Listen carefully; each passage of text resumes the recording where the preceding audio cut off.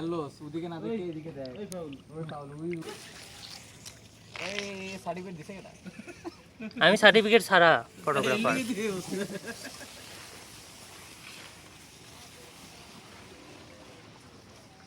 এরনে সারা দিনই এদিকে এমনি ঘুরে ঘুরে যাওয়া যাবে মামা আপনারা এখানে সাপ টাপ দেখছেন কখনো কি সাপ দেখছেন সাপ এখানে অজগর পর্যন্ত অজগর সাপ তবে এমনি এখানে আমি নিজে ধরছি কতখানি বড় এটা 70 কেজি ওজন 70 কেজি আর এমনি অন্য বিষাক্ত সাপ তো ছোট কি কি সব জাতি কোনটা জঙ্গলে ধরা গোখরা